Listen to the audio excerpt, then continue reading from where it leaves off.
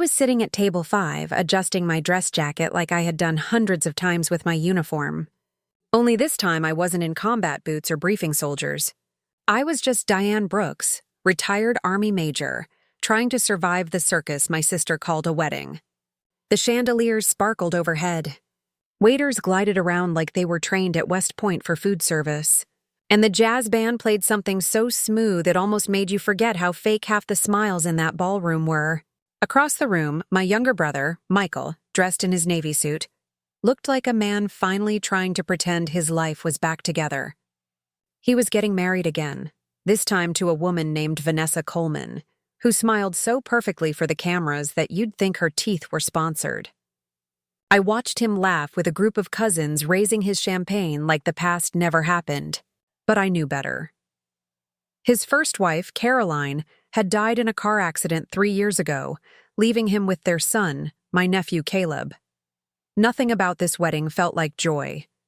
It felt like a bandage on a wound that hadn't healed. Next to me, Caleb sat in his tiny bow tie, legs swinging from the chair. He was only 7, but he carried more weight in his small frame than most adults could handle. His mom was gone. His dad was marrying someone new, and his allergies could land him in the ER from a single bite of the wrong food. He had his toy car with him, a bright redone, and he pushed it along the white tablecloth like the entire wedding didn't exist. That kid could tune out the world better than any soldier I ever knew. Joanna, my adopted daughter, leaned over from the other side of Caleb and teased him quietly. She was 20, strong-willed, and had the kind of protective streak that made her perfect around kids. Caleb trusted her like a big sister.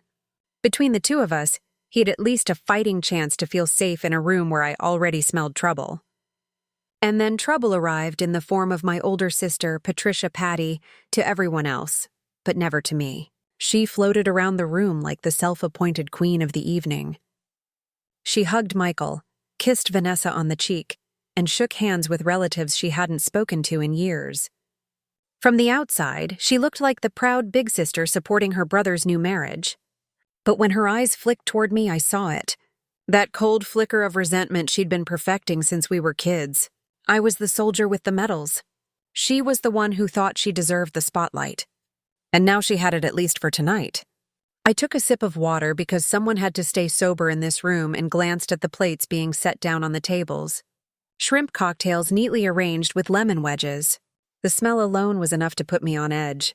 Caleb couldn't be anywhere near shellfish. Every single person in this family knew that. I told the caterer myself twice. Still, there they were, pink and glistening like a loaded gun left on the table. I moved Caleb's plate aside and gave him a piece of bread instead. He looked up at me with those wide eyes, silently thanking me. That's when I felt his little hand wrap around mine. His grip was tight, tighter than a child's hand should be. His fingers were ice cold. "Aunt Diane," he whispered, voice trembling. "We need to leave right now." I leaned down, keeping my voice calm. "What's wrong, buddy?" He shook his head, his whole body stiff. "You didn't look undertheatable, did you?" For a moment, the music, the laughter, the clinking glasses, they all faded. Just his words, sharp and shaky, hung in the air. My training kicked in. I lifted the white tablecloth slowly, scanning the darkness under the table like it was a bunker in Kandahar. At first, just the chair legs and Caleb's polished shoes swinging nervously. Then I saw it, a folded piece of paper, small, square, almost invisible against the carpet. My stomach tightened. I reached down and picked it up. Caleb squeezed my arm so hard I could feel his fear vibrating through him. I unfolded the note with steady hands, the way I once opened orders that could send soldiers into fire. The handwriting was rushed, slanted, but clear enough under the dim candlelight. "Table 5.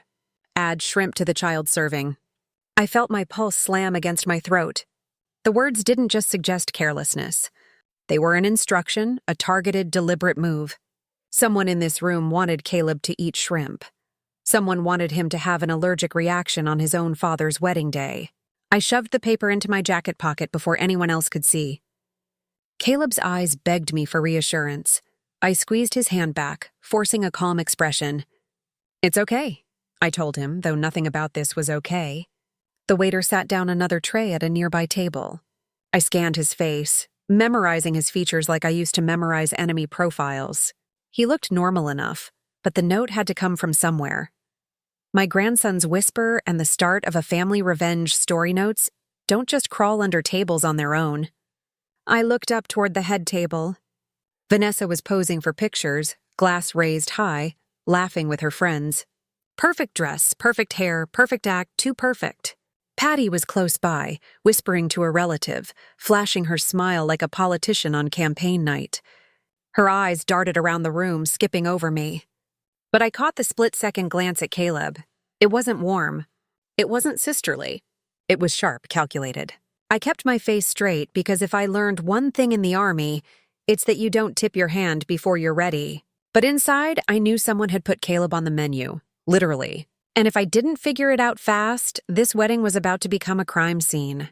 Caleb leaned against me, his little car clutched in his other hand, whispering again. "Don't let them, Aunt Diane." 1. I brushed his hair back gently, my voice steady. "I won't, I promise." The band played louder. People cheered as Michael raised his glass to thank everyone, and the photographer's flash kept popping like fireworks. To anyone watching, it was just another wedding. But under the surface at table 5, I held the kind of evidence that could tear this entire family apart, and I wasn't about to let anyone know I had it yet. My hand tightened over the folded note in my pocket as the room swirled with laughter and clinking glasses. But in my chest, the familiar chill of combat settled in. It wasn't bullets flying overhead, but the feeling was the same. Eyes scanning, muscles tense, every sense sharpened forthright. For a split second, I almost wished I was back in uniform. Because at least in war, you know who the enemy is. The smell of the shrimp cocktails still lingered, and I pushed Caleb's plate even farther away, sliding him a roll instead. He chewed quietly, his toy car balanced beside his fork, pretending everything was fine. That kid had learned early how to keep his head down when things felt dangerous. I rubbed his shoulder and caught Joanna watching me. She didn't need words. The girl reads situations fast. She had that same sharp instinct I used to rely on in the field. And suddenly, I was back there halfway across the world, the sound of helicopters chopping overhead, the sand scratching in my teeth. I remembered the day Corporal Harris didn't come back. We trusted someone on the inside, a local interpreter who swore he was loyal. We let him carry a message. Turned out that message led my unit straight into an ambush.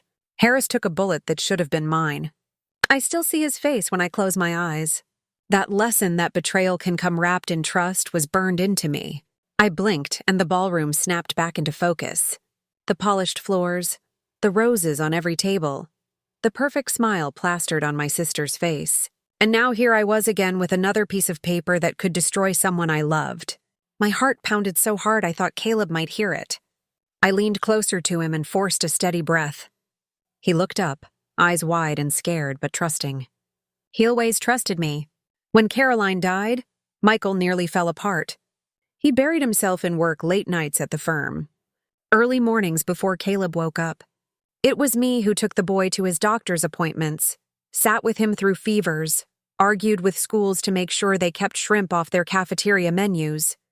Caleb learned early that if he needed someone, it wasn't his dad, it was me. And he clung to me because I never left, not once. I remembered one night years ago when Caleb was just 3. He spiked such a high fever his body shook in my arms. I held him on my couch, pressing cold cloths to his forehead while Caroline sobbed beside me. She whispered, "What if he doesn't make it?" I told her, "He's tough. He's ours. He'll make it." And he did. The fever broke by morning, and Caroline kissed my hands like I'd saved her son. Maybe I did. Maybe I just got lucky. But I knew from then on I'd never let anything happen to him. Now here he was, 7 years old, whispering to me in a ballroom full of people dressed to impress. And I realized nothing had changed. My mission was still to keep him alive. Michael finally made his way to our table, grinning like he didn't see the storm brewing. He bent down to hug Caleb and smoothed his bow tie. "You doing okay, champ?" he asked. Caleb just nodded and clutched his toy car tighter. Michael turned to me. "He's quiet tonight. Guess he's shy around all these people. And to part. I wanted to shake him. Shy. The kid was trembling because someone tried to poison him at your wedding, you idiot. But I bit my tongue. Losing my temper here would help no one. I forced a smile. He's fine, just a little overwhelmed. Michael kissed Vanessa on the cheek when she walked over, and I caught her shooting me a quick glance before turning back to the photographer. She leaned into my brother's smiles that hide secrets, the face of family betrayal like she'd been his wife for 20 years already. I could almost hear her rehearsed lines about blending families and new beginnings. But Caleb wasn't smiling. He shrank behind me as if her presence alone made him want to disappear. I shifted in my chair, the edge of the note pressing into my ribs like a knife. My instincts screamed that the danger wasn't random. Shrimp doesn't appear on a kid's plate by mistake when the entire family knows he's allergic. This wasn't coincidence. It was deliberate, and I couldn't ignore the fact that Patty had been circling Caleb like a hawk all evening. Her fake laugh just a little too loud, her hands clapping just a little too slow whenever Michael and Vanessa kissed. I thought about growing up with Patty. She was always the one who had to win, who had to be noticed. When I joined the army, she called me crazy, told me I'd end up broken or forgotten. When I came back decorated, she rolled her eyes like themedals didn't mean a thing. She hated that people listened to me, trusted me. And now with Caroline gone, and Michael's new marriage putting money and inheritance on the line, Patty had every reason to see Caleb as an obstacle. Caleb shifted closer, pressing into my side. His small voice broke through my thoughts. Aunt Diane, don't let go of me. I rested my arm around him and nodded. Not a chance, buddy. That Theban started another song. Couples moved to the dance floor and waiters brought out plates of steak and roasted vegetables. I checked Caleb's plate again, scanning every bite like it was a landmine. He looked at me, waiting for me nod before he picked up his fork. He knew the drill. He trusted me to keep him safe. Joanna leaned over, her eyes on Caleb's pale face. You want me to sit closer? She whispered. I shook my head. Stay where you are. Just keep an eye. She nodded, her jaw tight. That girl had fire. As laughter rose around us, I forced myself to breathe evenly, to blend in, to look like just another guest. But inside, the war was already on. Someone here had written that note. Someone here wanted to watch Caleb choke on shrimp while the champagne kept flowing. And as far as I was concerned, they had just declared battle against me. Caleb pushed the roll around on his plate, silent while I scanned the room as if I were back on patrol. The laughter, the music, the sparkle of crystal chandeliers, it all looked polished from the outside. But polish never fooled me. A room like this was full of cracks. And if you looked closely enough, you saw them. My eyes landed on Patty, moving from table to table with her wine glass like a politician working a fundraiser. She hugged an uncle. She barely called it Christmas, then leaned into a cousin she hadn't seen in a decade. Every time she laughed, her head tilted back just a little too far. Her voice just a little too loud. It wasn't joy, it was performance. When she finally made her way near us, she leaned on my chair, flashing that wide smile. Diane, she said sweetly, you came. I thought the army would have shipped you overseas again by now. Or maybe you just didn't have anything better to do tonight. I met her smile with one of my own. Practiced and sharp. Well, Patty, I figured someone had to keep this circus safe. Who better than me? Her eyes flickered. For a split second, the smile dropped and I saw what was behind it. Resentment, pure and simple. She hated that I was there. Hated that Caleb sat under my arm like I was his real shield. She smoothed her dress, straightened up, and turned that fake warmth on Joanna instead. And Joanna looking more like your mother every day. You're such a good girl, always tagging along after Diane. Must be exhausting playing soldier's shadow. Joanna raised her chin. At least I know how to stand on my own feet. The kid didn't flinch, not even under Patty's glare. I had to bite back a grin. Patty moved on, but the taste she left behind was bitter. Across the room, Vanessa twirled in her gown while her bridesmaids snapped pictures. She had the kind of beauty that didn't need filters, but somehow still looked fake, too rehearsed, too polished. She touched Michael's arm, whispered something in his ear, and laughed like she'd just won the lottery. Maybe she had. She was marrying into a family with money with a grieving man desperate for a fresh start. But when her eyes slid toward Artable, her laughter froze for half a second. She looked at Caleb, then at me, then quickly turned back with another dazzling smile. Caleb caught it too. He pressed closer against me and muttered, "I don't like her." His voice was so quiet, I almost didn't hear. I stroked his hair and whispered back, "You don't have to." The waiters passed again, laying down fresh dishes. I checked Caleb's plate first thing, scanning it like I was reading coordinates. No shrimp this time, just steak and mashed past warnings and signs of a dark family revenge plot potatoes. I cut a small piece and tasted it before handing him a fork. He took it without a word, but his eyes never left Vanessa. Meanwhile, Michael walked from table to table, glass raised, thanking everyone for coming. He looked proud, relieved, even as if he believed this night was proof his life was finally back on track. He stopped by our table, kissed Caleb's head, and clinked his glass with mine. "Everything good here?" "Perfect," I said, smiling just enough to make him move on. He didn't need to know the storm sitting in my pocket. Patty returned to the head table just in time to clap along as Vanessa's maid of honor gave a toast. I caught the way Patty's eyes narrowed when Caleb giggled at something Joanna whispered to him. It wasn't subtle. It was envy. Raw and sharp. That boy represented everything. She wasn't part of Caroline's memory. Michael's devotion. The future inheritance Patty couldn't touch. The toast ended. The band started another song and people rose to dance. Couples swayed. Kids ran between tables, and for a moment the room looked normal again. But I didn't miss the glances, the tiny slips in their masks. Patty's smile cracked whenever she thought no one was watching. Vanessa's laugh tightened when her gaze drifted our way. Caleb whispered, "Why do they keep looking at us?" "Because they know we see them," I said softly, cutting another piece of steak for him. Joanna leaned in, her voice low. "It's not just me, right? Patty's acting like she's the bride. She's acting like she owns the place," I replied.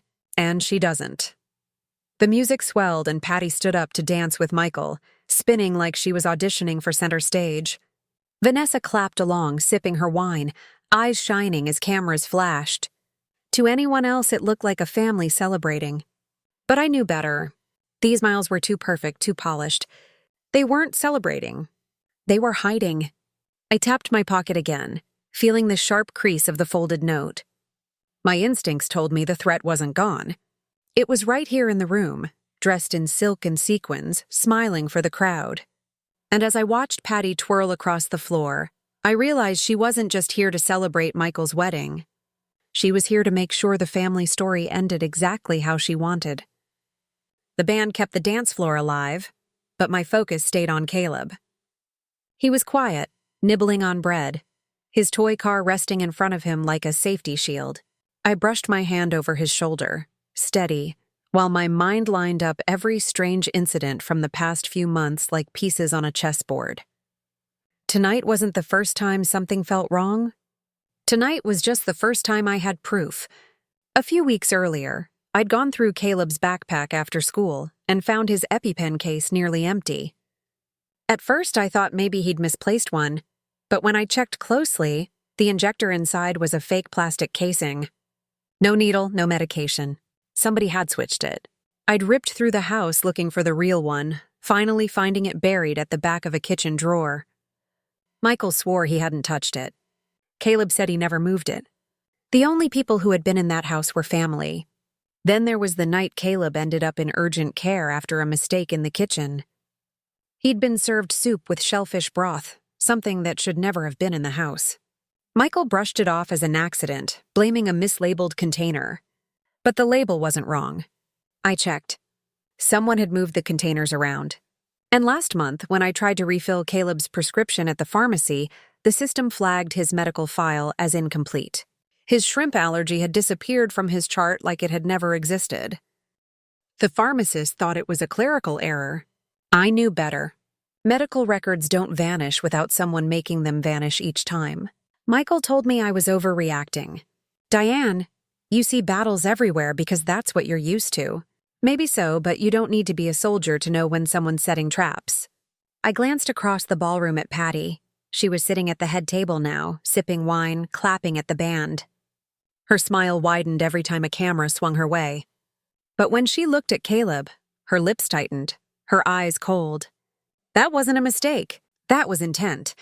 Vanessa leaned toward her, whispering something, and they both laughed. Not the kind of laugh that came from a shared joke. It was the kind of laugh that said, "We know something you don't."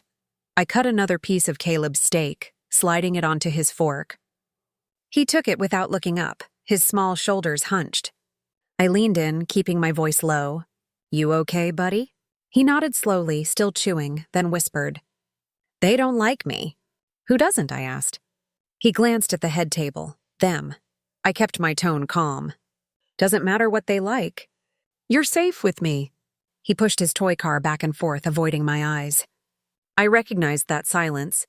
It was the awaiter's confession sparked suspicion in this revenge story silence of a kid carrying fear too heavy for his age.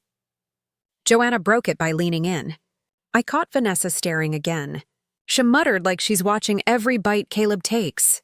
I didn't answer. I already knew. The lights dimmed slightly as waiters prepared for the cake cutting. Guests cheered. Some moved closer with their phones out. Michael beamed like this was the happiest day of his life. Vanessa smiled so wide I thought her face might crack. And Patty, always the star, managed to slide herself right into the frame of every photo. I stayed seated. Caleb pressed against my side. He whispered again, "Do we have to eat the cake?" I shook my head. "Not if you don't want to." The cake rolled out. 3 tiers of frosted perfection. Guests clapped. Vanessa laughed on cue, and Michael wrapped his arm around her waist. But I couldn't stop watching the waiters. The way one of them hesitated at our table before moving on. My hand slid over Caleb's plate again, protective like a shield. Patty raised her glass to toast, her voice loud enough to echo. "To family," she declared, "the one thing we can always rely on." The crowd clapped, the band played softer, and for a moment, she looked like the perfect sister. But I knew better. I heard the edge in her tone. The kind of edge you use when the word itself means the opposite. Caleb tugged my sleeve, eyes wide. "She's lying," he whispered. I squeezed his hand. "Yes, she is." End of chap. As the crowd cheered again, I thought about all those missing puzzle pieces. The fake EpiPen, the tampered soup, the erased medical records, and realized they weren't separate accidents. They were steps. Careful, deliberate steps leading right here to this night. Someone wasn't just careless. Someone had a plan. I pulled the folded note from my pocket and glanced at it again, making sure my eyes weren't playing tricks. Table 5. Add shrimp to the child serving.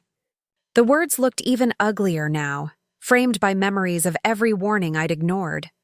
My sister was spinning in her gown, laughing at the center of the room, acting like the benevolent matriarch. But behind the show, I could see the truth. This wasn't family. This was theater, and Caleb was supposed to be the sacrifice. I waved down a young waiter carrying empty glasses, catching him off guard. His smile flickered when he noticed how serious my face was. I pulled the folded note from my jacket and pressed it into his hand under Thedible. "Tell me who gave you this," I said flatly. He looked at the paper, blinked, then swallowed hard. "Ma'am, I didn't read it. I just delivered it to the kitchen." "Not what I asked," I said, keeping my voice low. "Who handed it to you?" He shifted, eyes darting toward the dance floor like he hoped to vanish into the music. It was one of the guests, a younger girl, brunette, kind of nervous. She said she was with the bride's side. My gut tightened. Allison Coleman, Vanessa's kid sister. I'd seen her trailing Vanessa all evening, quiet, awkward, clutching her phone like it was a lifeline. She couldn't have written that note. Her hands shook, just holding a champagne flute. But someone could have used her. "Look at me," I told the waiter. He did. "Did she say anything?" He shook his head. "Just told me to make sure it got to the kitchen. I didn't think it was weird." "Hand of you didn't think giving a secret note about food to the kitchen staff during a wedding was weird?" His face went pale. I thought it was like a request for the menu." I leaned back, forcing a thin smile so no one would notice us. "You ever see that girl before tonight?" "No, ma'am."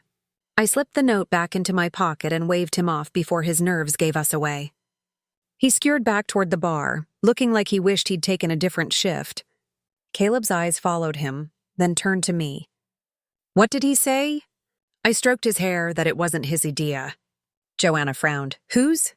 I kept my gaze locked on the head table where Allison now sat stiffly beside Vanessa, her hands clenched in her lap. Someone told her to do it. The band started another upbeat tune, the kind meant to keep people smiling while their drinks disappeared. Patty clapped along, laughing with a cousin, while Vanessa whispered into Michael's ear. Neither of them glanced at Allison, but the girl looked like she wanted to disappear under her chair. Michael came by again, his cheeks flushed from champagne and attention. He grinned down at me. "Why aren't you dancing? You used to love music." "I was usually too busy working," I said, pushing Caleb's plate away a little farther. Michael chuckled, missing the point. "Relax, Diane. It's outing, not a battlefield." If only he knew. As he moved on, I caught Allison shifting in her chair, her face pale. She tried to sip her water, but her hand trembled. Vanessa noticed, frowning, and my sister's perfect act, cracks in front of the family leaned in to whisper something sharp. Allison nodded quickly, her head down. It looked less like a sisterly chat and more like a commander dressing down a soldier, Joanna muttered. "She doesn't look like she belongs here." "She doesn't," I said. "She looks trapped." Caleb leaned against me, voice tiny. "Did she try to hurt me?" I shook my head. "I don't think so, but the truth was uglier." She might not have known what was in that note, but she'd carried it. And someone had counted on her being too timid to question it. Patty stood suddenly, raising her glass, and called out, "A toast to the bride and groom." The groom cheered. Cameras flashed, and she basked in the glow like it was her own celebration. She praised Michael for finding love again, praised Vanessa for being the perfect addition to our family, and somehow managed to mention herself 3 times in a 30-second speech. Everyone clapped except Caleb, who just pressed closer into my arm. His instincts were as sharp as mine. He knew something was wrong. I studied Patty as she soaked in the applause. Her eyes flickered again toward Caleb, and in that glance, all the sweetness vanished. Cold, calculating, hateful. It wasn't the look of a proud aunt. It was the look of someone who saw him as a problem to be solved. The waiter passed behind Megan, moving fast, not daring to make eye contact. He wanted nothing to do with this anymore. Smart kid. Allison shifted once more, pulling at her dress, staring at the floor. She looked guilty, too guilty for someone who thought she was delivering a harmless note. The question wasn't whether she knew she didn't. The question was who told her to do it and why tonight, of all nights, when every eye in the family was in this room. I tapped my fingers on the table, a habit I picked up in the service when I needed to focus. Each tap matched the pulse in my chest. Evidence was piling up, but I couldn't move yet. Not until I had more than a frightened waiter and a nervous girl. I leaned down to Caleb. "Stay close. Don't eat or drink anything unless it comes from me. Got it?" He nodded, clutching his toy car tighter. The crowd roared as the band shifted into another love song. Patty swept onto the dance floor with Michael, spinning like it was her show. Vanessa smiled, but her eyes never softened. Allison stayed seated, fidgeting with her napkin until it tore in her hands. From where I sat, I could see the cracks spreading whiter. Patty was hiding behind her spotlight. Vanessa was playing her part like a polished actress. And Allison, poor Allison, was the pawn who'd carried a note she never understood. And that note was still burning in my pocket, heavier than any metal I'd ever worn. Patty was still twirling on the dance floor, holding Michael's hand like she owned him when the DJ shifted into a slow ballad. She practically shoved Vanessa forward to take over, giving a dramatic little bow as if the entire crowd was there to see her. People clapped politely, but I noticed how Hires scanned the room, soaking up every glance. It was her stage, not their wedding. I sipped my water and watched her carefully. Years in uniform taught me how to recognize when someone's wearing a mask. Patty's was flawless, polished hair, flawless makeup, smile sharp enough to cut glass. But no matter how good the mask, there's always a slip. And tonight, her slip showed every time she looked at Caleb. During one of the toasts, while everyone laughed at a cousin's joke, I caught her face go still, Her gaze slid toward Caleb, narrowed, and lingered just a beat too long. It wasn't affectionate. It was cold, hostile, like he represented everything she despised. Then she caught me watching. She pasted on a grin, raised her glass toward me, and mouthed, "Family." I raised my own glass back, but my jaw tightened. "Family? My ass." Joanna leaned close, her voice low. "She's performing." End of 5. "Yeah," I muttered, and not for the right audience. Patty took the microphone next, insisting on giving a special message. She gushed about how proud she was of Michael, how much Vanessa was the sister she never had, and how the Brooks family had always stood for unity. The crowd applauded, but I saw through every word. Her eyes flickered again, quick as lightning, right back to Caleb. That wasn't unity. That was hatred wrapped in sugar. When she stepped down, Vanessa hugged her. The two women smiled for the cameras, all teeth and gloss. But I noticed Vanessa's smile didn't reach her eyes either. It was a game of mirrors. Patty faking love for the family. Vanessa faking gratitude for Patty. Both of them hiding something sharp under the shine. Caleb tugged my sleeve. "Why does Aunt Patty keep looking at me like that?" A tense family confrontation. Over a deadly secret, I brushed his hair back. "Because she knows you're stronger than she'll ever be," he frowned. "I'm just a kid." "Exactly," I said. Allison stayed hunched in her seat, staring at her lap. She didn't clap during Patty's speech. She didn't smile for the cameras.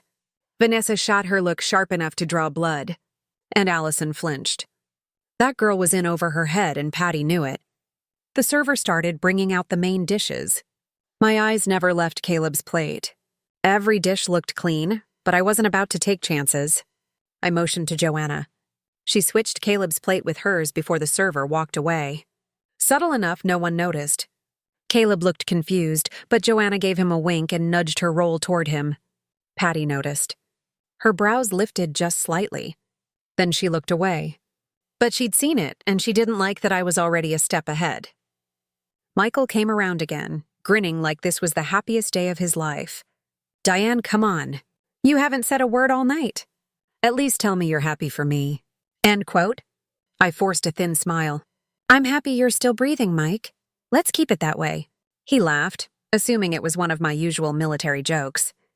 He never realized how close that line cut to the truth. The music swelled again, and the dance floor filled. Patty stayed near the front clapping, laughing, making sure the photographer caught every angle of her dress. But then, while everyone's eyes were on the bride and groom, I caught her again. She looked toward Allison and made the smallest gesture. 2 fingers tapped against her wine glass, quick and sharp. Allison froze. She nodded almost imperceptibly. My stomach turned. Orders. Patty was giving her orders right there in the middle of the wedding like no one would ever notice. Joanna leaned closer. "You see that?" "Yeah," I whispered. "She's running point." Allison pushed her chair back and slipped out toward the hallway, pale as a ghost. Vanessa didn't even look her way. Either she didn't care or she was in on it. I stayed seated, steady. One wrong move and Patty would know I was onto her. But the pieces were aligning faster than I expected. Patty wasn't just jealous. She was orchestrating something. And Allison was her unwilling runner. Caleb pressed against me, his voice barely audible. "Grandma," my stomach hurts. I froze. From what? "I don't know. I didn't eat anything." I checked his plate clean, but fear had already dug in. The kid was terrified. And fear alone can make you sick. I pulled him close, kissed the top of his head, and whispered, "You're safe. I've got you." Patty chose that moment to sweep back toward our table. "Everything okay here?" she asked, voice dripping with fake sweetness. I looked her dead in the eye. "Just fine." "You enjoy yourself?" "Oh, I am," she said, her smile too sharp. She bent toward Caleb. "And you, sweetheart, having fun?" He buried his face into my arm, refusing to look at her. Patty straightened, her smile frozen, then glanced at me with that cold flash again. "Shy little thing," she said before sauntering off. Joanna muttered, "I don't like her." "You're not supposed to," I replied. Across the room, Allison reappeared, wiping at her face, eyes red. She looked shaken. Vanessa pulled her aside, hissing something in her ear. Allison nodded quickly, then retreated back to her chair like a scolded child. Whatever Patty had ordered, it had rattled her, and rattled people make mistakes. I tapped my fingers again on the table, slow and deliberate. The room was still full of music and chatter, but I felt the storm brewing beneath it. Patty thought her act was airtight. Perfect speeches, flawless smiles, control over the moving pieces. But cracks were forming, and she couldn't patch them fast enough. Caleb shifted again, whispering, "I don't want to be here anymore." I hugged him tighter. "I know, but we're not leaving yet." Because leaving meant letting Patty win, and I wasn't about to give her that satisfaction. Patty had barely walked away when I pulled the folded note from my pocket and slid it across the table toward Michael. "Read it." He frowned, still half drunk on attention and champagne. "What's this?" "Just read." Michael smoothed it open. His eyes skimmed the words and the color drained from his face. His hand trembled slightly as he looked up at me. "What the hell is this supposed to mean?" "It means," I said evenly, "somebody here wanted Caleb's plate poisoned with shrimp." Michael's jaw dropped. "That's insane. Who? Who would?" "You tell me. Who benefits if Caleb ends up in the hospital or worse?" He shook his head. The hidden truth surfaces. Family revenge stories unfold violently. No, Diane. This is some kind of mistake. Maybe it was meant as a joke." "A joke?" My voice cut sharper than I intended, drawing a couple of curious glances from the nearby tables. I lowered it quickly. "You think anybody in this family would find that funny?" Michael folded the note and shoved it back across the table as if he could erase it by touch alone. "This is my wedding, Diane. Don't drag this nonsense into it." "Nonsense?" I hissed. "Your son could have been killed." He rubbed his temples, breathing hard. "I can't. No, not today. I can't deal with this right now." I leaned closer. Then when after they bury him, his eyes flashed. For a second, the mask of the happy groom slipped, and I saw the broken man still mourning Caroline. But instead of facing it, he shoved the note into his pocket and stood abruptly. "I don't know who's feeding you this garbage, but I'm not listening." He walked away before I could say another word. Caleb's little finger tightened around my sleeve. "Grandma." I forced a smile for him. "It's okay, sweetheart. Eat your bread." Inside, though, my chest burned. Michael wasn't going to help. He was too weak, too blinded by Vanessa's polished smile and Patty's manipulation. That meant it was up to me. Joanna glared after him. "Coward, not coward," I muttered. Compromised. On the dance floor, Patty had slipped back into the spotlight, leading the crowd through another toast like she owned the hall. Vanessa stayed glued to her side, a polished mask of charm, while Allison sat stiff and silent, eyes glassy. I knew now that I'd be fighting this battle alone. And I was fine with that. I'd fought harder ones with less support. The music blasted again. Some overplayed pop hit. The crowd surged onto the dance floor. Glasses clinked decayed. Laughter echoed. And for anyone not watching closely, it was the picture of a happy wedding. But my eyes stayed sharp, scanning every corner, every movement, every sideways glance. Patty's act was flawless. Other control wasn't. She laughed too loudly, clapped too hard, and when she thought no one was watching, her smile collapsed into a scowl. She was cracking. Allison, poor kid, couldn't even fake it anymore. She sat picking at her napkin, shoulders curled, lips pressed tight. At one point, Vanessa leaned over, whispering something sharp into her ear, and Allison nearly jumped out of her chair. She nodded furiously, eyes down like a soldier obeying orders she didn't understand. I caught that exchange, and I knew Allison was a pawn, scared, manipulated, but involved. And that meant she was key to unraveling this. But I couldn't just confront her. Not yet. Not in the middle of the wedding. Not with Patty watching every move. I needed more. Proof solid enough that no one could dismiss it as nonsense. Across the room, Michael threw back another drink, laughing at some uncle's joke. He glanced at me once, then looked away fast. Shame. He knew deep down something was wrong, but he'd rather drown it in champagne than face it. Joanna leaned closer, her voice low and steady. "So what's the plan?" "Stay alert. Watch Allison, and whatever happens, don't let Caleb out of your sight." She nodded firmly. Caleb looked up at us both, sensing more than he understood. "Kids always do." The servers cleared the plates and started bringing dessert. I tensed again, ready to intercept, but nothing strange appeared. Still, I kept my eyes locked on Caleb's portion until Joanna quietly switched it with hers again. Patty saw it. She smiled thinly like she was daring me to say something. I didn't, not yet. Instead, I studied hair. Patty had always been jealous, always bitter about me leaving for the army, about Michael finding a wife who loved him, about not being the center of every room she walked into. But this was darker. This wasn't jealousy. This was calculated malice.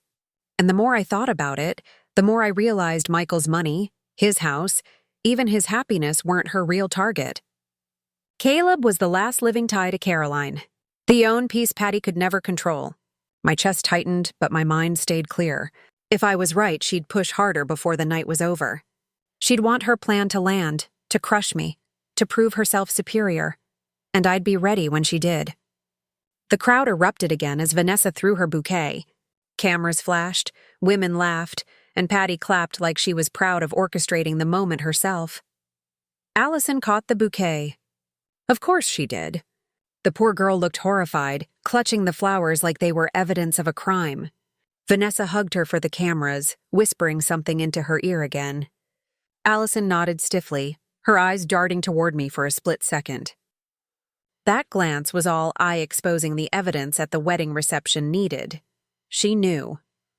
She knew who I was, what I suspected, and she was desperate for someone to notice. I held her gaze for half a heartbeat, just enough to let her know I'd seen her. Then she looked away, trembling, the bouquet crushed in her hands. Patty swooped in, beaming, wrapping her arms around Vanessa, then posing with Allison as though they were the perfect trio. The cameras clicked, but behind Patty's glossy smile, I caught the steel again. That wasn't joy, that was control, and the more she pushed it, the clearer it became that she was overplaying her hand.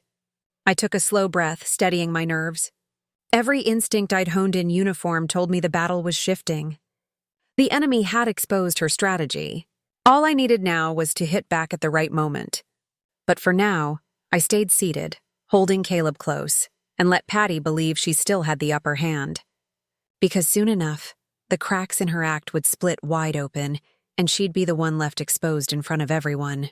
The bouquet was still clutched in Allison's hands when I pushed my chair back and caught her eye again. She froze, bouquet petals trembling between her fingers, as if she already knew what I was about to say. I walked toward her slowly, steady, making sure no one else noticed the shift. The music and laughter covered me. But when I stopped in front of her, her shoulders stiffened. "Allison," I said quietly. "Walk with me." Her eyes widened. For armament, she looked to Vanessa, who was laughing with Patty across the room. Then she nodded almost imperceptibly and followed me out into the hallway. The noise of the reception dulled once the door closed behind us. Allison stood there, bouquet limp in her hands, her chest rising and falling too fast. "I don't want trouble," she whispered. "Then tell me the truth." She bit her lips so hard it turned white.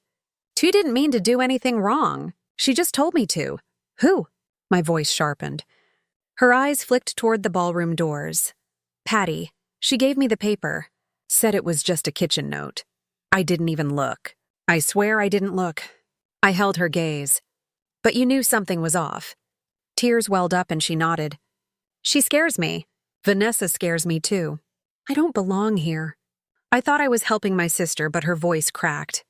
When I saw what it said, I wanted to run. I exhaled, forcing my own pulse to steady. Finally, confirmation. "Allison, you listen to me. You're not the one in trouble here. But if you stay quiet, Caleb's the one who pays the price. Do you understand?" She nodded frantically, clutching the bouquet like a lifeline. "I don't want him to get hurt. I didn't know. Please believe me." "I do," I said firmly. "But you're going to have to say it out loud when the time comes. Can you do that?" Her hands trembled. "I think so." Before I could press further, the door swung open. Vanessa stood there, flawless smile plastered on her face, but Hirie's burned with irritation. "What's going on out here?" Allison nearly jumped out of her shoes. "Nothing." I cut in before Vanessa could tighten the leash. "We were just getting some air." The girl looks pale. Vanessa's smile sharpened. She's fine. Aren't you, Allison? Allison swallowed hard and nodded. Yes, duh. Good, Vanessa said, sliding an arm around her sister's shoulders with a grip that looked more like a shackle. We wouldn't want to spoil the evening with any drama. She shot me a glance that said more than words could. Stay out of my business. I smiled back thinly. Enjoy your party. They disappeared back into the ballroom. Allison's eyes darted toward me one last time, pleading before Vanessa steered her into the lights. When I returned to the table, Joanna's face was tight with concern. Well, she confirmed it, I said quietly. Patty gave her the note. Joanna swore under her breath. Caleb leaned closer, whispering, Does that mean Aunt Patty really wanted to hurt me? I kissed the top of his head. It means she underestimated who she was dealing with. The rest of the guests had no clue. The dance floor was still crowded, cameras still flashing, glasses still raised. To them, this was just another wedding reception, full of smiles and champagne. But the storm under the surface was about to break. Patty spotted me across the room and raised her glass again. And that same fake grin plastered on, only now I saw the crack in her performance. Her eyes darted toward Allison, who sat stiffly in her chair beside Vanessa. Bouquet crushed into a mangled heap in her lap. Vanessa leaned close to Patty, whispering something that made them both laugh too loudly. It was a laugh meant for show, not for joy. Michael came back to the table, looking uneasy. He hadn't the truth no one could deny in this family. Drama touched his drink in a while. Mom, he muttered, avoiding my eyes. Vanessa says you're stirring things up. Just please don't ruin this for me. Ruin it? I pulled the note back out of my pocket and slammed it flat on the table. You see this? That's what almost ruined it. That's what almost ruined your son's life. His face went pale again.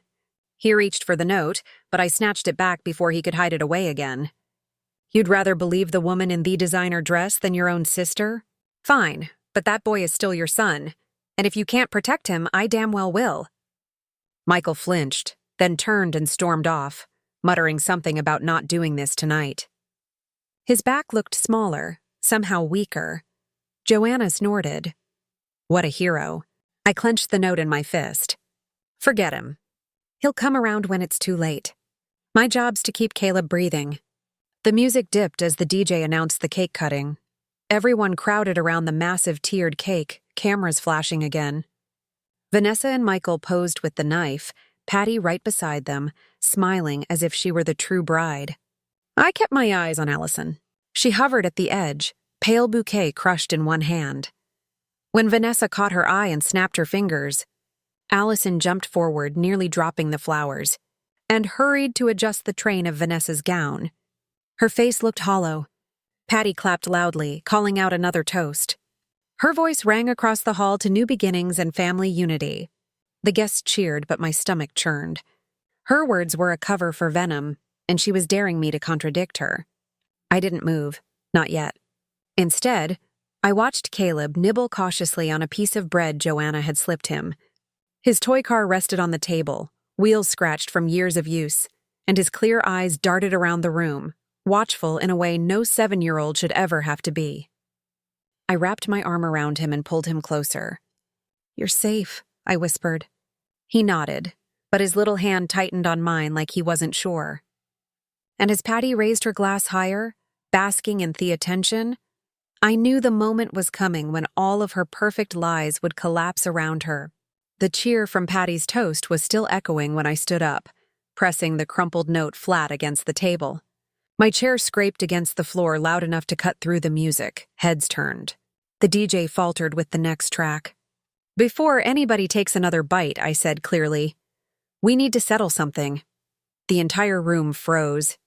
Michael blinked at me from the head table, still holding the cake knife, his bride's hand in his. Vanessa's smile stiffened. Patty's glass stopped halfway to her lips. I raised the note. This piece of paper was found under my grandson's chair. It says, and I'll read it so there's no confusion. Table 5. Add shrimp to the child serving. A ripple went through the room, whispers spreading fast. Caleb pressed against my side, his small fingers trembling in mine. Joanna stood too, her chin high, ready to back me. I held the paper higher. Most of you know Caleb has a severe allergy. Shrimp could kill him. Whoever wrote this note wasn't pulling a prank. They were trying to poison a 7-year-old boy. Gasps erupted. A cousin covered her mouth. The elderly couple from earlier shook their heads, horrified. Michael's voice cracked across the silence. "Mom, what the hell are you doing?" "What I should have done the second I found this?" I snapped. "Protecting your son." Patty was the first to recover. She rose slowly, her smile syrupy sweet. "Diane, really? This is absurd. Probably a misunderstanding." I locked eyes with her. Then maybe the waiter who received it should clear things up. David, the young waiter, looked like a deer in headlights when I pointed to him. "Come here." He shuffled forward pale, wiping his hands on his apron. "Yes, ma'am." I handed him the note. "You recognize this?" He swallowed hard. "Yes, a guest gave it to me." "Which guest?" He shifted on his feet, eyes darting nervously. Then he pointed, trembling toward Allison. Her. The room erupted again. All eyes flew to the girl who sat stiff and pale bouquet crushed in her hands. Vanessa stood immediately, putting herself between Allison and the crowd. "This is insane. She's just a child." "She's 18, I cut in. "Old enough to know what she's carrying. And I happen to know she didn't write it." "Apron." Allison's lips parted, her breath shallow. Tears welled up in her eyes. I didn't mean to." Patty swooped in, wrapping an arm around her. "She's overwhelmed." "Leave her alone." "Funny," I said flatly, "because she told me out in the hallway that you gave her that note." Patty froze for a split second. The mask my sister's downfall and the collapse of the wedding slipped. Then she laughed loudly, forcing the crowd to hear it. "Oh, Diane, military service must have scrambled your brain. Why would I ever want to hurt Caleb?" "Why indeed?" I said, stepping closer, my voice still. "Maybe because you've resented this boy from the day he was born. Maybe because Caroline's memory shines brighter in him than anything you'll ever be. And maybe because with him gone, you'd have a cleaner path to Michael's estate." A stunned hush fell. Even the band stopped. Patty's smile shattered. "That's a disgusting accusation." "It's the truth," Allison blurted suddenly, her voice cracking. "She told me to give it to the waiter. She said it was just instructions for the kitchen, but her tears spilled over. I didn't know it was about shrimp. I swear I didn't know." The ballroom exploded with chatter, voices rising, guests pointing. Vanessa tried to pull Allison back, but the girl wrenched free. "I'm not covering for you anymore." Patty's face twisted, rage flashing in her eyes before she smoothed it back into something resembling calm. "This is ridiculous. There's no proof. And check the security cameras," Joanna said coldly, arms crossed. "They'll show you passing her the note." Every head turned toward Patty. She opened her mouth, then shut it again. Her silence was louder than any denial. Michael staggered forward, face pale.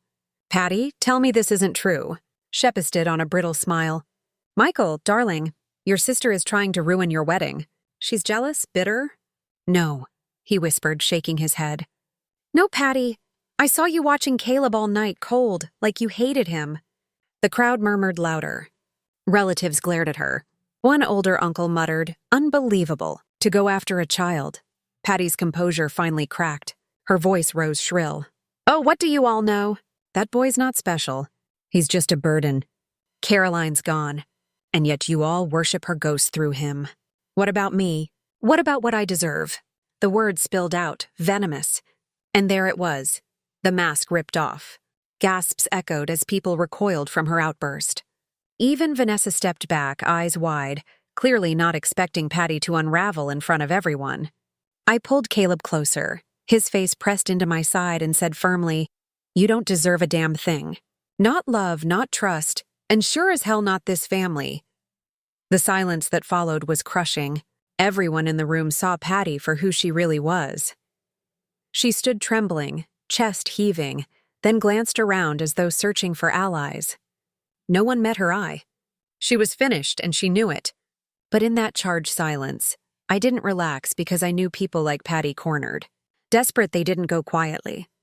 The ballroom felt like a vacuum after Patty's outburst, the music cut, the guests holding their breath. Even the clinking of glasses had stopped. She tried to smooth her hair and smile again, but it was useless. Her words were still hanging in the air, poisonous, and unforgettable. I raised the crumpled note again. Everyone here heard her. You all saw her lose it. This wasn't paranoia. This was intent. My sister wanted to harm Caleb. Patty lunged forward. Lies. You don't have a shred of proof. Allison, I said steady and loud. Tell them again. The girl trembled. Bouquet petals scattered at her feet. Her eyes darted to Vanessa, then to Patty before locking on to me. It's true. Patty handed me the paper and told me to pass it to the waiter. I didn't read it until later. I swear I didn't know what it said. The room erupted again. Some people gasped. Others muttered in disgust. One guest shouted, "Unbelievable!" The young waiter, David, stepped forward, pale but resolute. She's telling the truth. That's the girl who gave me the note. And she got it from Patty. I saw. Patty whipped around, eyes wild. You don't know what you saw? You're just a waiter. Funny thing about waiters, I said, my voice cutting through hers. They notice everything because they have no choice. And cameras notice more. I pointed toward the corner of the room where a discreet security camera blinked red. We can check the footage right now. No more hiding. The crowd turned toward the camera, murmuring, heads nodding. The weight of inevitability pressed down on Patty. Her face twisted. That's not necessary. This is a family matter. We don't need outsiders digging into outers, I barked. You tried to murder your own nephew, Patty. There's nothing family about that. The words hit like a hammer. She staggered back, her fake confidence collapsing. Michael finally stepped forward, shoulders slumped, face gray. Healing. After betrayal, a family revenge story's final lesson. He looked at Patty, then at me, then at Caleb, who clung to Joanna's side. His voice cracked. Patty, tell me she's lying. Patty's lips parted, but nothing came out. The silence told the truth for her. Michael's chest rose and fell, his jaw tight. I can't believe I defended you. His voice broke, and his hands trembled as he pointed at her. Stay away from my son. You hear me? You don't come near him ever again. Vanessa finally snapped out of her gaze. She moved to Michael's side, grabbing his arm. Baby, don't listen to them. They're twisting everything. But Michael pulled away. His eyes finally saw what I'd seen all along. No, Vanessa. The cameras will show everything. If you knew about this, if you were part of this, his voice faltered, but the implication was clear. Vanessa's perfect mask cracked. Her smile flickered, then fell, leaving her pale and stiff.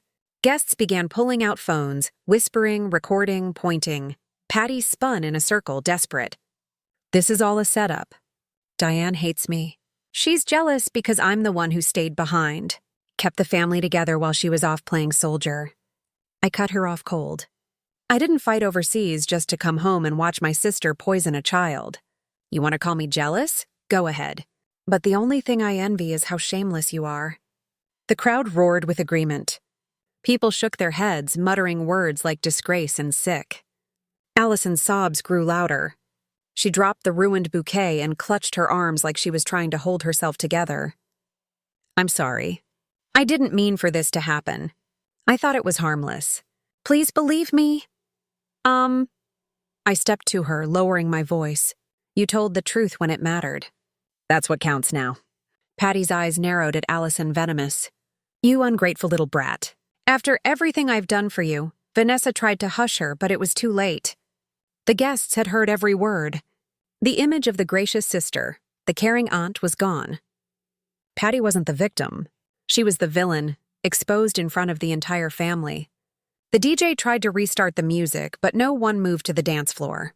Instead, all eyes stayed locked on the spectacle unraveling at the center of the reception. The wedding had stopped being a celebration. It had become a courtroom, and Patty had convicted herself.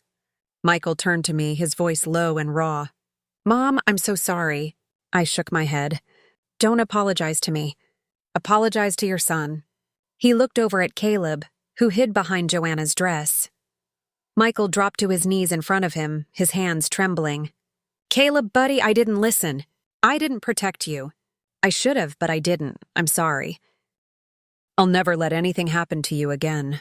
Caleb stared at him confused, then hugged him tightly, small arms wrapping around his father's neck. Michael broke down, holding him close, tears streaming down his face. Patty scoffed, her voice shaking. "Oh, please. What a performance. You all think I'm the villain here? Diane's been poisoning you against me for years." "Enough," I snapped. My voice echoed off the wall shard as steel. "You're finished. Everyone heard you. Everyone saw you. There's no crawling out of this." Vanessa tugged at Michael's arm again, but he shook her off. Her lips pressed tight, fury flashing across her face. She might have thought she could ride this storm out, but Patty had already sunk them both. The crowd parted as the hotel manager entered, alerted by the chaos. He looked from the crushed bouquet to the note in my hand, then to Patty, who was shaking with rage. "Is there a problem here?" he asked carefully. "There's about to be," I said, handing him the note. "You've got security cameras, don't you? Time to review them." Patty's knees buckled slightly. For the first time that night, she looked scared, truly scared. And she had every reason to be. The hotel manager glanced at the note in his hand, then at Patty, who was trembling like a cornered animal. He didn't need convincing. Her wild eyes said everything. "We'll be pulling the security footage right away," he said, his voice firm. "Ma'am, I'll need you to come with me." Patty snapped her head toward him, shrieking, "You dare touch me!"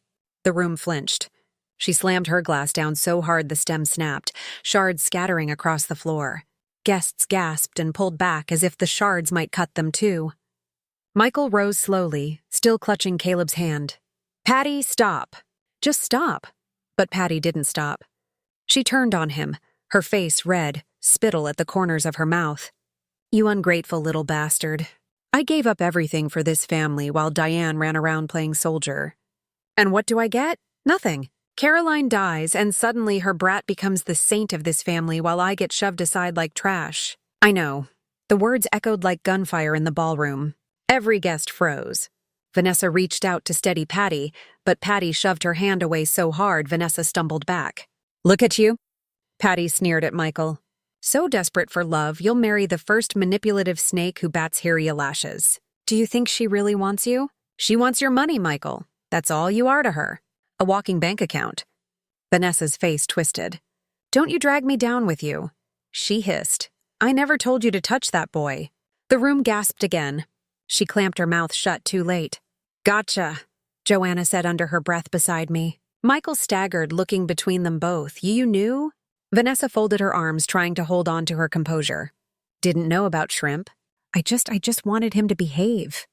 Patty blew it out of proportion. Patty laughed bitterly. A jagged, ugly sound. "Oh, please don't pretend you weren't thrilled at the idea. One less obstacle between you and a fat inheritance." That was it. The thin veneer of celebration ripped apart. Guests began shouting. A cousin yelled, "Throw them out!" An older aunt burst into tears. The DJ turned off his equipment and slunk out, clearly unwilling to be part of this train wreck. Michael bent down to Caleb, voice breaking. "Son, I'm so sorry." He hugged him so tightly Caleb whimpered, but he didn't pull away. Michael's body shook as he whispered again. "I should have seen it. I should have known." I placed a hand on his shoulder. "At least you see it now." Patty pointed a shaking finger at me. "This is your fault. You've always hated me, always tried to make me the villain." "You did that yourself," I said coolly. All I did was open the curtain. 2 hotel security guards arrived, summoned by the commotion. They moved toward Patty cautiously. "Ma'am, you'll need to step outside until this is resolved." Patty shrieked, backing up against a table. "No, you don't get to throw me out of my own brother's wedding." Michael's face hardened. "You're not my sister anymore." The room fell silent at his words. They landed heavier than any punch. Patty's knees buckled. Security stepped in and gently but firmly took her arms. She fought, clawing at the air, screaming incoherently. "You'll regret this, all of you." Her voice cracked as they dragged her toward the exit, her heels scraping against the marble floor. Vanessa tried to slink away in the chaos, but a guest blocked her path. "Not so fast. You've got questions to answer, too." She stiffened, turning icy. "I don't owe any of you an explanation." But Michael's voice stopped her cold.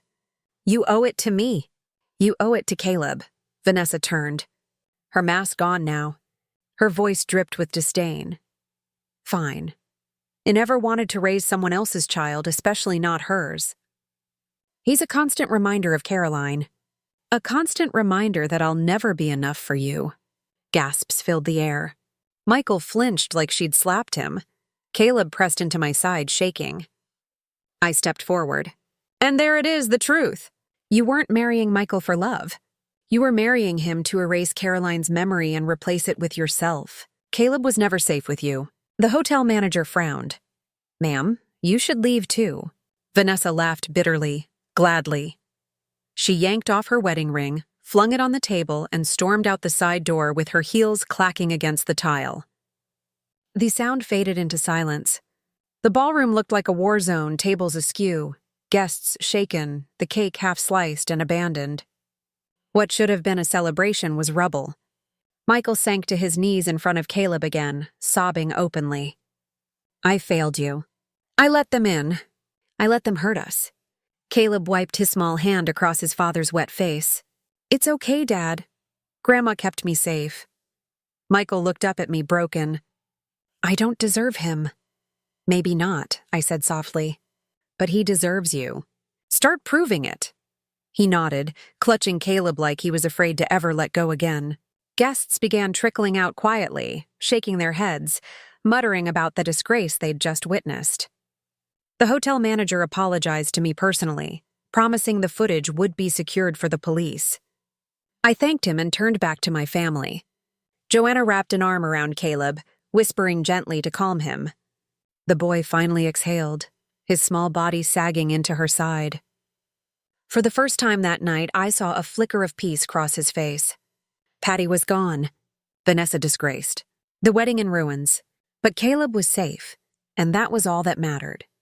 The ballroom emptied slowly, leaving behind half-eaten plates, champagne flutes tipped on their sides, and the heavy silence of a celebration that had died too soon. Caleb leaned into Joanna's lap, exhausted, clutching his toy car like it was the last safe thing in the world. I rubbed his back, steadying my own breath. My body still thermed with the same vigilance I'd carried on deployment. But the threat had finally passed. Michael sat across from me, hunched forward, his face buried in his hands. His tuxedo jacket was wrinkled, his bow tie hanging loose, his shoulders heavy with shame. He hadn't spoken since Vanessa stormed out. The only sound from him had been the occasional sharp inhale when he tried and failed to keep from crying. I broke the silence first. He's still alive. That's what counts. Michael lifted his head, red-eyed, his face hollow. Because of you, not me. His voice cracked. I was so damn blind. I should have seen them for what they were. Patty, Vanessa. His throat worked as if the words were shards of glass. I almost lost him. Mom, my own son.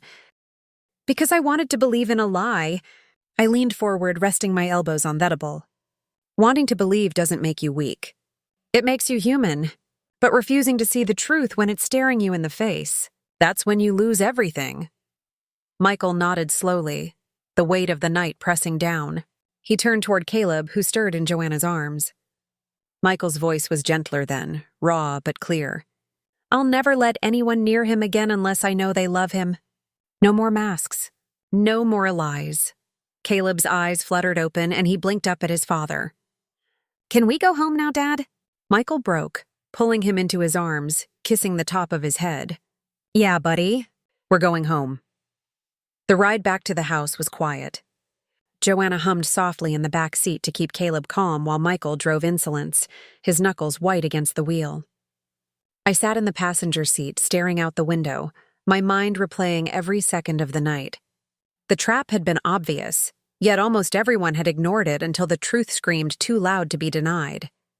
When we pulled into the driveway, the porch light flicked on automatically. Caleb yawned, dragging his toy car up the steps. Grandma, will you tuck me in? Of course, I said, following him to his room. Joanna stayed behind, helping Michael pick up the debris from earlier preparations for a wedding they'd never finish. I tucked the blankets around Caleb, smoothing his hair back as he clutched the car to his chest. His little voice was soft. Are the bad people gone? I kissed his forehead. Yes, sweetheart. They can't hurt you anymore. Promise? I held his hand tightly. I promise. He smiled faintly, eyes drifting shut. Within minutes, his breathing evened out. I stood there for a while longer, watching him sleep, letting the quiet wash away the chaos of the night. When I stepped back into the living room, Michael and Joanna were sitting together on the couch. Michael looked up at me, his eyes swollen, but clearer than they had been all night. "I don't know how to fix this," he admitted. "Start small," I told him. "Be there for your son. Show up every day. Stop running from your grief. Caroline's gone. But Caleb isn't. He needs a father, not a ghost." Michael's jaw tightened, but he nodded. "You're right." He glanced at Joanna, then his voice quieter. "And I owe you both more than I can ever repay." Joanna shifted uncomfortably, her cheeks coloring. "You don't owe me anything. I love Caleb. That's enough."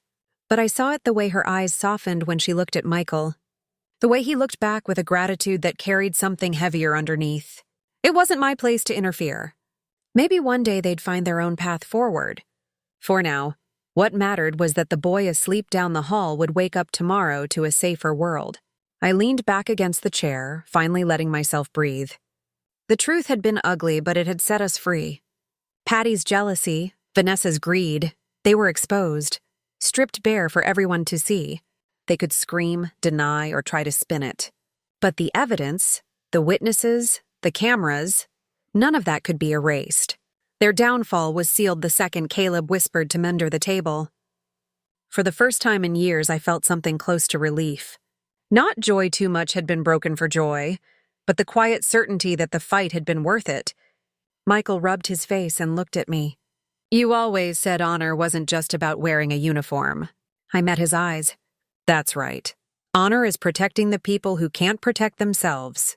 Even if the enemy shares your last name." He swallowed hard, his voice low. "Thank you for saving him." "For saving me, too." I shook my head. "Don't thank me. Prove it. Be the father he deserves." "I do." The clock ticked softly in the background as the house finally settled into peace. Joanna pulled a blanket over Caleb on the couch when he wandered in during the night sleepwalking. Michael dozed in the chair across from him, his head bent, his hand resting near his son's. I stood by the window, staring out at the quiet street, and let myself believe for once that tomorrow might actually be better. The wedding was destroyed, the lease uncovered, the villains unmasked, but in the ruins, there was still something worth saving. A child's laughter waiting to return, a father trying to rebuild, and a family learning that survival sometimes comes not from blood, but from the courage to face betrayal head-on. When I finally turned away from the window, I whispered the truth that had carried me through every battle at home and abroad. Real honor isn't medals or speeches. It's standing your ground when your family needs you most. Makes Fernie. And with that, I sat down beside Caleb and let the quiet of the night hold us together, safe at last. The night had left scars, but also a lesson that would never fade.